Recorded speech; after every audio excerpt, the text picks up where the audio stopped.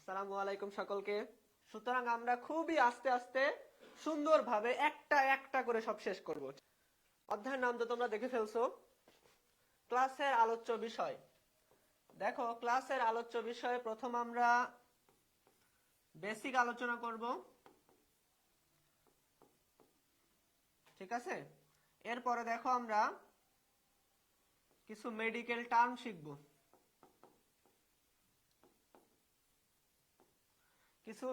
Term শিখব, যেগুলো তোমাদের সব সময় কাজে লাগবে। মানে বায়োলজির প্রত্যেকটা অধ্যায়ে তুমি এই টার্মগুলো পাবা, ঠিক আছে? দেখো, আমরা মেইনলি আজমল স্যারের বইটা ফলো করব, তবে সাথে আমরা আলিম স্যার প্লাস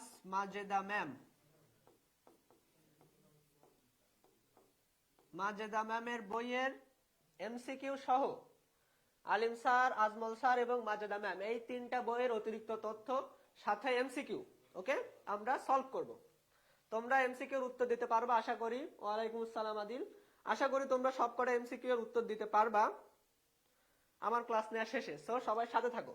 এরপরে দেখো আমরা আরো কিছু করব, মেডিকেল ডেন্টাল অ্যাডমিশন টেস্টের প্রশ্ন সলভ করব। এর সাথে আমরা করব board MCQ plus CQ solve করে ফেলবো। ঠিক, আমি কিন্তু গলায় একটা সুন্দর একটা স্টেথোস্কোপ পরে আছি। কেন পরে আছি এরও একটা আমি তোমাদের বুঝাবো, এটা দিয়ে আসলে একটু বোঝানোর আছে তোমাদের। তোমাদের হার্টবিট তো আমি অনলাইন থেকে মাপতে পারবো না, তো যতটুকু পারা যায়, ঠিক আছে, ততটুকু আমি তোমাদের দিয়ে। দেখো, এটা হচ্ছে শ্বসন। কি? শ্বসন। দেখো, শ্বসন প্রক্রিয়ার আসলে মেইনলি বিক্রিয়াটা কি, শ্বসনটা আসলে কি? আমরা যে শ্বাস প্রশ্বাস নিচ্ছি এটাই কিন্তু শ্বসন, তাই না? আমরা যে শ্বাস প্রশ্বাসটা নিচ্ছি, শ্বসনটা কি? তোমরা এই যে বারবার নিঃশ্বাস নিচ্ছ, নিঃশ্বাস নাও নাকি প্রশ্বাস নাও, এটা আগে জানাও তো দেখি। নিঃশ্বাস নিতে হয় নাকি প্রশ্বাস নিতে হয়? বলো একটু। নিঃশ্বাস নিতে হয় নাকি প্রশ্বাস নিতে হয়? নিঃশ্বাস নিতে হয় নাকি প্রশ্বাস নিতে হয়? কোনটা নিতে হয়? কোনটা নিতে হয়? নিঃশ্বাস নিতে হয় নাকি প্রশ্বাস নিতে হয়? কোনটা নিতে হয় বলো দেখি একটু তোমরা। দেখো, শ্বসন নিঃশ্বাস নিতে হয় নাকি প্রশ্বাস নিতে হয়? দেখো, তোমরা কিন্তু মাইকিং শোনো যে অমুক ব্যক্তি আজ সকালে শেষ নিঃশ্বাস ত্যাগ করলেন, তাই না? তো শেষ নিঃশ্বাস ত্যাগ করতে হয়, তাহলে নিঃশ্বাস ত্যাগ করলেন। এখন তোমাদের বাংলা দ্বিতীয় আমি পড়াতে চাচ্ছি না। নিঃশ্বাস হচ্ছে সবসময় ত্যাগ করতে হয়, আর প্রশ্বাস হচ্ছে নিতে হয়। প্রশ্বাস হচ্ছে বুক ভরে প্রশ্বাস বা বাতাস নিতে হয়।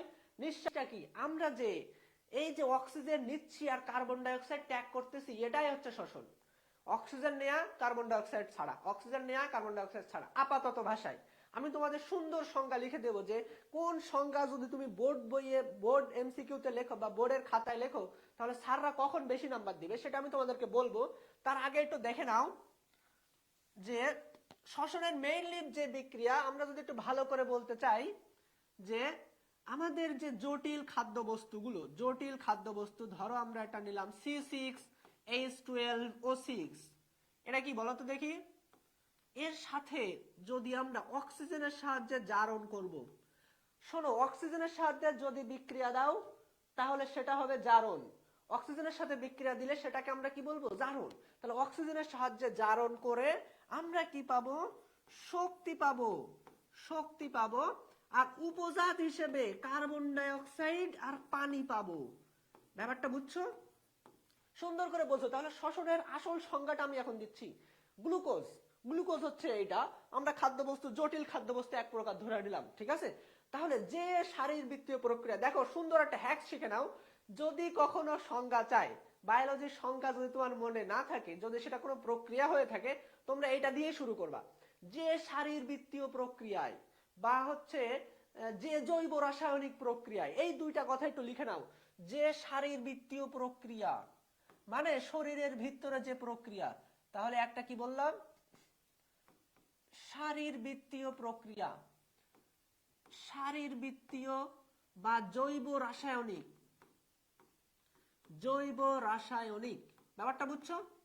তোমরা একটু নোট করার চেষ্টা করবা, পরে কাজে লাগবে। এখন তোমরা বুঝবা না, তোমরা কেবল ফার্স্ট ইয়ার তো, এখন বুঝবা না। ঠিক আছে, দেখো তাহলে যে শারীরবৃত্তীয় প্রক্রিয়ায় বা যে জৈব রাসায়নিক প্রক্রিয়ায় জটিল খাদ্য বস্তু বাতাসের অক্সিজেনের সাহায্যে জারিত হয়ে শক্তি এবং উপজাত হিসেবে, মানে এইগুলো হচ্ছে এক্সট্রা জিনিস। পানি, কার্বন ডাইঅক্সাইডটা কি জিনিস? এক্সট্রা জিনিস। উপজাত হিসেবে পানি এবং কার্বন ডাইঅক্সাইড তৈরি করে, তাদেরকে আমরা বলছি শোষণ। সেটাকে আমরা কি বলছি? শোষণ। শোষণের এইটা দেখো আমরা সুন্দর একটা পড়বো, আমরা এটা নিয়ে আলোচনা করব। দেখো উপজাত হিসেবে এটা আলোচনা করব আমরা। উপজাত হিসেবে কি করতেছে তাহলে? কার্বন ডাইঅক্সাইড আর পানি। দেখো তোমার বইয়ে আমি আরেকটা একটু পেজ নিয়ে নেই। দেখো শ্বসন, এটা আমি মুছে দেই না, এটা থাক। দেখো শ্বসনকে যদি আমরা দুই ভাগে ভাগ করি, একটা হচ্ছে অন্তঃশোষণ আর একটা হচ্ছে বহিঃশোষণ। অন্তঃশোষণ আর হচ্ছে বহিঃশোষণ, বুঝতে পারছো? অন্তঃশোষণ আর বহিঃশোষণ। এবার অন্তঃশোষণ কি আর বহিঃশোষণ কি, এটা নিয়ে আমি একটু আলোচনা করব। শোষণ আমি দন্তস্ব তালবস্ব মধ্যাংশয় লিখি, যাই হোক সমস্যা নেই, এটা কোনো ব্যাপার না। তাহলে দেখো অন্তঃশোষণ আর বহিঃশোষণ, তোমরা কি কেউ বলতে পারবা অন্তঃশোষণ কি আর বহিঃশোষণ কি? বলতে পারবা কেউ? দেখো শোনো তাহলে কাহিনী। অন্তঃশোষণ আর বহিঃশোষণ, আমরা যে অক্সিজেনটা নিচ্ছি সেটা বাতাস থেকে বা পরিবেশ থেকে তোমার সোজা কোথায় যাচ্ছে? ব্লাডে যাচ্ছে। কোথায় যাচ্ছে? ব্লাডে যাচ্ছে। তাহলে পরিবেশ থেকে ব্লাড পর্যন্ত যাওয়াটাকে আমরা বলছি বহিঃশোষণ। তাহলে এটা আমি লিখি একটু, যে পরিবেশ টু ব্লাড, পরিবেশ টু ব্লাড, পরিবেশ টু ব্লাডে যাওয়াটা হচ্ছে বহিঃশোষণ। আর এই যে আমাদের প্রত্যেকটা সেলে যখন অক্সিজেন পৌঁছে যাচ্ছে, সেই অক্সিজেন প্রত্যেকটা কোষে কোষে চলে যাবে, তাই না? রাসায়নিক বিক্রিয়ার জন্য অক্সিজেন লাগবে, সেই অক্সিজেন কোথায় যাচ্ছে? প্রত্যেকটা সেলে চলে যাচ্ছে। এটাকে আমরা বলছি অন্তঃশোষণ। তাহলে ব্লাড টু এভরি সেল, এটা কি? অন্তঃশোষণ। ব্যাপারটা বুঝছো? তাহলে বহিঃশোষণটা কি? পরিবেশ থেকে অক্সিজেনটা আমার ব্লাডে যাচ্ছে, এটা হচ্ছে বহিঃশোষণ। আর ব্লাড থেকে প্রত্যেকটা সেলে সেলে পৌঁছে যাচ্ছে, সেটা হচ্ছে অন্তঃশোষণ। ব্যাপারটা মনে থাকবে? গেল, এটা আমাদের পড়ানোর বিষয় শেষ। এবার দেখো একটু তোমরা, এবার এটা এইখানে দেখো, অন্তঃশোষণ বহিঃশোষণ আমাদের পড়ানো শেষ। তোমরা কি দেখতেছো? দেখো এবার দেখো, এই যে শ্বসন অঞ্চল, আমরা এই অধ্যায়ে আমরা তিনটা ভাগে ভাগ করব। এই অধ্যায়কে তিনটা ভাগে ভাগ করব। প্রথমে হচ্ছে অ্যানাটমি, তারপরে আমরা পড়ব ফিজিওলজি। দেখো প্রত্যেকটা অধ্যায় এই অনুযায়ী সাজানো তোমাদের বইয়ে, তাহলে তোমাদের একটু জানা দরকার। দেখো এই অধ্যায়ের তিনটা পার্ট। এই অধ্যায়ের কয়টা পার্ট? তিনটা পার্ট। যদি তুমি অধ্যায় সম্পর্কে না জানো কি পড়বা? প্রত্যেকটা বইয়ে, তোমার বইয়ের প্রত্যেকটা চ্যাপ্টার এইভাবে ভাগ করা। প্রথমে অ্যানাটমি লেখা আছে, তারপরে ফিজিওলজি লেখা আছে, তারপরে আছে ক্লিনিক্যাল। মানে অ্যানাটমি মানে হচ্ছে তোমার আসলে যে শ্বাসতন্ত্র আমরা পড়তেছি, শ্বাসতন্ত্র কিভাবে তৈরি, কোনটা দিয়ে তৈরি, কি কি জিনিস দিয়ে তৈরি, সেগুলো হচ্ছে আমার কি? অ্যানাটমি। আর ফিজিওলজি কি? কিভাবে এই যে আমি বললাম অক্সিজেন ভিতরে যাচ্ছে, প্রত্যেকটা সেলে পৌঁছাচ্ছে, কিভাবে পৌঁছাচ্ছে, এটা হচ্ছে আমাদের ফিজিওলজি। আর ক্লিনিক্যাল কি? তোমার হচ্ছে এই যে শ্বসন তন্ত্রের বিভিন্ন অঙ্গ প্রত্যঙ্গে মনে করো কি হয়েছে, সমস্যা হয়েছে, রোগ হয়েছে, সেই রোগগুলোকে আমরা বলছি ক্লিনিক্যাল। ব্যাপারটা বুঝছো? তাহলে অধ্যায়ের তিনটা ভাগ, আমরা তিনটা ভাগে আলোচনা করবো। আজকে আমরা মেইনলি অ্যানাটমি নিয়ে আলোচনা করব। ওকে, এবার একটু দেখো, এবার একটু আমি যে তোমাদের গলায়, আমার গলায় যে স্টেথোস্কোপটা দেখতে পাচ্ছ, এটা নিয়ে তোমাদেরকে বুঝাবো। আগে একটু মেডিকেল টার্ম শিখে নাও। কি শিখে নিবা? Medical term. দেখো সম্মুখ, অ্যান্টেরিয়র আর পোস্টেরিয়র, এই দুটো একটু শিখে নাও। অ্যান্টেরিয়র আর পোস্টেরিয়র, কারণ এটা সব জায়গায় তুমি পাবা, সব জায়গায় তুমি এটা পাবা। অ্যান্টেরিয়র মানে হচ্ছে সম্মুখ, তোমাদের একটু ইংলিশ শেখাচ্ছি আমি। আর পোস্টেরিয়র মানে হচ্ছে পশ্চাৎ। দেখো আমার লাগবে এই অধ্যায়, তাই আমি তোমাদের একটু শেখাই নিচ্ছি। দেখো ব্যাপারটা, এই যে সম্মুখ অংশ, ফ্ল্যাট অংশ, এটা সামনের অংশ, দেখতে পাচ্ছ তোমরা? হ্যাঁ, এই যে সামনের অংশটা হচ্ছে ফ্ল্যাট, তাহলে এটা হচ্ছে সম্মুখ অংশ। এটা হচ্ছে পিছনের অংশ, তাই না? আমার পিছনের দিকে যেটা আছে এটা হচ্ছে পশ্চাৎ অংশ, তাহলে এটা পোস্টেরিয়র মানে পশ্চাৎ। অ্যান্টেরিয়র মানে সামনে, বুঝতে পারছো? তাহলে অ্যান্টেরিয়র পোস্টেরিয়র ব্যাপারটা বুঝছো? দেখো তবে এবার দেখো, এবার চলে আসো, আমার অ্যান্টেরিয়র পোস্টেরিয়র বুঝলে আমার হয়ে যাচ্ছে। এবার আসো শ্বসন তন্ত্রের যে এই অঞ্চলকে দেখো তিনটা ভাগে ভাগ করা হয়েছে। প্রথম হচ্ছে বায়ু গ্রহণ ও ত্যাগ অঞ্চল, বায়ু পরিবহন অঞ্চল আর শ্বসন অঞ্চল। তাহলে কয়টা অঞ্চল বলো? বায়ু গ্রহণ ও ত্যাগ অঞ্চল, পরিবহন অঞ্চল, শোষণ অঞ্চল। প্রত্যেকটা নিয়ে আমরা আলোচনা করব, ঠিক আছে? তাহলে দেখো, বায়ু গ্রহণ ও ত্যাগ অঞ্চলের ভিতরে আছে নাসা গহ্বর, মানে নাকের এই যে গর্ত, তোমার নাকের দেখো দুটা ছিদ্র না, সুন্দর সুন্দর নাকের ছিদ্র, এই নাকের ছিদ্র এর মানে হচ্ছে নাসা। রন্ধ্র মানে হচ্ছে ছিদ্র, ঠিক আছে? তাহলে রন্ধ্র মানে হচ্ছে ছিদ্র। আর তারপরে আসে নাসা গলবিল, আমরা পড়বো। এপিগ্লটিস আছে, ষড়যন্ত্র আছে। এই পর্যন্ত বায়ু গ্রহণ ও ত্যাগ অঞ্চল, এদের কাজ হচ্ছে বাতাস আসবে আর যাবে। এরপরে দেখো বায়ু পরিবহন অঞ্চল, বাতাসকে পরিবহন করে তো নিয়ে যাইতে হবে তোমার ফুসফুস পর্যন্ত, কারণ আমাদের মেইন শ্বসন অঙ্গ তো হচ্ছে ফুসফুস। মেইন শ্বসন অঙ্গ কোনটি? ফুসফুস। তাহলে ফুসফুস পর্যন্ত নিয়ে যাওয়ার জন্য কি হবে? পরিবহন অঞ্চল। কি অঞ্চল? পরিবহন অঞ্চল। তারপরে দেখো তোমার এই যে ফুসফুসের ভিতরে দেখো অক্সিজেন কার্বন ডাইঅক্সাইড কিভাবে কি হবে আমরা আলোচনা করব, সেইটা হচ্ছে মেইনলি শ্বসন অঞ্চল।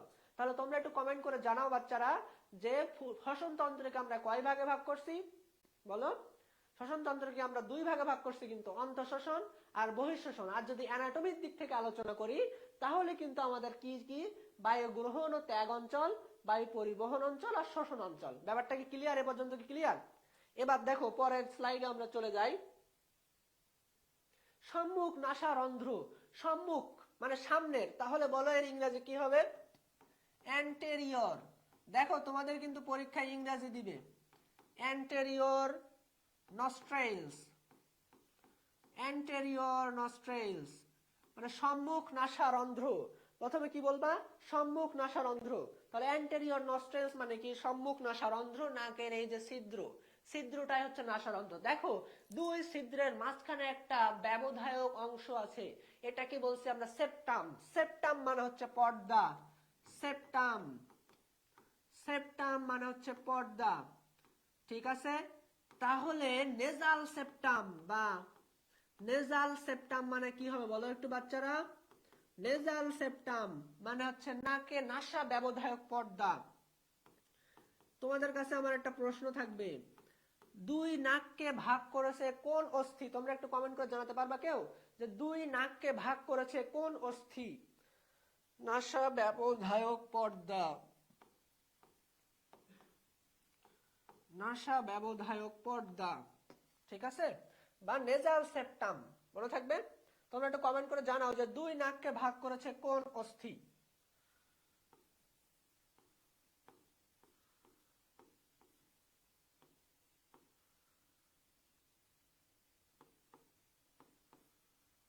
একটু বলো তো কেউ। তোমরা মনে হয় 7 অধ্যায় পড়োনি, এজন্য এখনো মনে হয় বলতে পারতেছো না। সমস্যা নেই, আমরা সুন্দরভাবে প্রত্যেকটা অস্থি নিয়ে আলোচনা করবো এই অধ্যায়ে। ওকে, দেখো দুই নাক করেছে, ভাগ করেছে হচ্ছে ভোমার অস্থি। কি অস্থি? ভোমার অস্থি। যাই হোক, এটা আমি জাস্ট অন্য অধ্যায়ের জিনিস, এই অধ্যায় একটু লিখে রাখলাম যাতে তোমাদের বুঝতে সুবিধা হয়। ওকে, তাহলে নাসা রন্ধ্র নিয়ে দেখো, প্রথমে নাকের পর্দা, নাসা ব্যবধায়ক পর্দাকে আমরা বলছি নেজাল সেপ্টাম। দেখো যখন কোনো রোগ হবে, দেখো অনেকের কিন্তু এই নাকের পর্দাটা বাঁকা থাকে, নাকের পর্দা কি থাকে? বাঁকা থাকে। তখন আমরা নাকের টর্চ লাইট দিয়ে দেখি যে নাকের পর্দাটা ঠিক আছে কিনা। তো দেখো অনেকের নাকের পর্দা বাঁকা থাকে, আর্মিতে দাঁড়ালে বা নৌবাহিনীতে দাঁড়ালে, বিমান বাহিনীতে দাঁড়ালে, এমনকি পুলিশে দাঁড়ালেও কিন্তু নাকের পর্দা বাঁকা আছে কিনা বা নাকের হাড় বাঁকা আছে কিনা দেখে কিন্তু, ঠিক আছে? সো দেখো এই যে রোগটার নাম আমরা কি বলি, একটু লিখে রাখো তোমরা পাশে, ডিএনএস। এটা তোমার শেষের দিকে আছে, এই অধ্যায়ের শেষের দিকে আছে, ঠিক আছে? আমি আগে থেকে লিখে দিচ্ছি যাতে বুঝতে সুবিধা হয়। deviated nasal septum, deviated nasal septum। তোমরা এটা একটু লিখে রাখবা যে নাক ডিএনএস, এটা হচ্ছে একটা রোগের নাম। কখন হয়? যখন নাকের পর্দা বেঁকে যায়। নাকের পর্দা কি হয়ে যায়? বেঁকে যায়। Deviated nasal septum. নেক্সট, এবার আসো ভেস্টিবিউল। ভেস্টিবিউল, আচ্ছা বলো, এই যে নাসারন্ধ্রের এর ভিতর দিয়ে কি প্রবেশ করে বলো? বাতাস প্রবেশ করে। কি কি করে? বাতাস প্রবেশ করে। একটু লিখে রাখি, বাতাস প্রবেশ করে। তোমরা কি দেখতেছো? দেখো ভেস্টিবিউল, ভেস্টিবিউল এই কথাটা যখন আসবে তখন জাস্ট একটাই কথা মাথা রাখবো, লোম। দেখো তুমি নাকে নাসারন্ধ্র পড়লাম, এরপরে কি দেখো তুমি নাকে এটা একটু উঁচু করে দেখো, হাত দিয়ে দেখো, এখানে কিন্তু লোম আছে। তাহলে ভেস্টিবিউল যদি থাকে, তোমরা একটাই কথা মনে রাখবা, এখানে কি আছে? লোম আছে। তোমরা একটু নাকে হাত দিয়ে দেখো, সব কিন্তু ভেস্টিবিউলে কি আছে? লোম আছে। এই লোমটা আসলে কি করে? যখন ধুলাবালি যায় তোমার নাকের ভিতরে, তখন এই লোমটা কি ধুলাবালি গুলোকে ছেঁকে নেয়। কি করে নেয়? ধুলাবালি বাদ দিয়ে বাতাসটাকে শুধু ভিতরে নেয়। ব্যাপারটা বুঝছো? তাহলে ভেস্টিবিউলের কাজ কি করে? এটা হচ্ছে ছাঁকনির মতো কাজ করে। কিসের মতো কাজ করে? ছাঁকনির মতো কাজ করে। ছাঁকনির মতো কাজ করে। তাহলে ভেস্টিবিউলে কি আছে? লোম আছে। লোমটা কিসের মতো কাজ করে? ছাঁকনির মতো কাজ করে। ব্যাপারটা বুঝছো? আমরা একটা একটা করে যাচ্ছি। নাসা রন্ধ্রের পরে দেখো নাসা গহ্বর, এটা হচ্ছে মোস্ট ইম্পর্টেন্ট টপিক।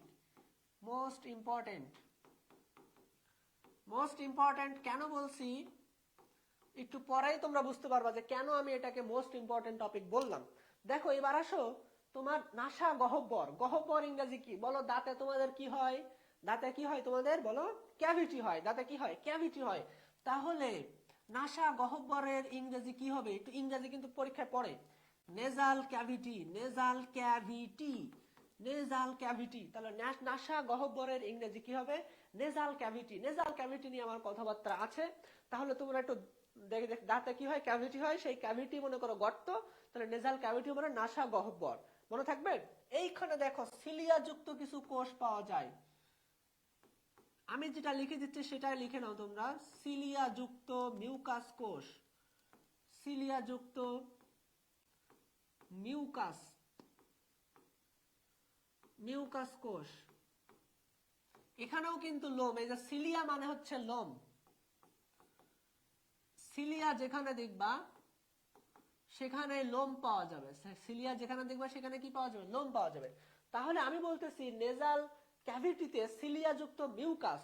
তোমরা যখন নাক পরিষ্কার করো বা যখন সর্দি হয় তখন যে সাদা সাদা অংশ বের হয় না, এগুলো কিন্তু মিউকাস জাতীয় পদার্থ, মানে কি আঠালো জাতীয় পদার্থ। তাহলে মিউকাস কি করবে বলো? যত প্রকার রোগ জীবাণু ধুলাবালি এখানে সব আটকায় যাবে। তখন কি হয়ে যাবে? রোগ জীবাণু ধুলাবালি আটকায় যাবে। মিউকাস যুক্ত কোষের জীবাণু রোগ জীবাণু ধুলাবালি আটকায় যাবে। দেখো এইখানে কিন্তু একটা সুন্দর একটা কথাবার্তা আছে। ধুলাবালি আটকায় গিয়ে তোমার কিন্তু হাঁচি লাগবে। তাহলে কি হবে বলো? ধুলাবালি আটকায় গেলেই কিন্তু তোমার হাঁচি লাগবে, মানে ওখানে যখন ধুলাবালি যাবে বা রোগ জীবাণু যাবে তখনই কিন্তু হাঁচি লাগবে। তাহলে ওই হাঁচির মাধ্যমে কিন্তু বাইরে চলে আসবে। বুঝছো ব্যাপারটা? ওকে। এবার দেখো এইখানে আরেকটা এই নেজাল ক্যাভিটির একটা বড় ফাংশন আছে, যেটা হচ্ছে স্মেল নেয়া, ঘ্রাণ নেয়া। কি নেয়া? ঘ্রাণ নেয়া। তাহলে বলো নেজাল ক্যাভিটি কি করবে? ঘ্রাণ নিতে সাহায্য করবে। কারণটা কি? ঘ্রাণ নিবে কেন? এখানে কিছু একটা কোষ থাকে দেখো, অলফেকশন।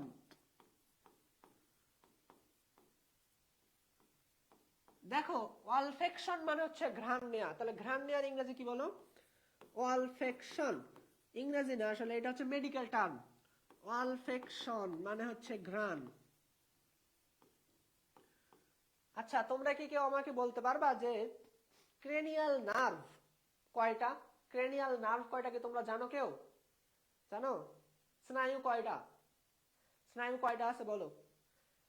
যদি জানো তাহলে বলো। দেখো অলফেকশন মানে হচ্ছে ঘ্রাণ নেয়া। অলফেকশন মানে হচ্ছে ঘ্রাণ নেয়া। তাহলে অলফেকশন মানে হচ্ছে ঘ্রাণ নেয়া।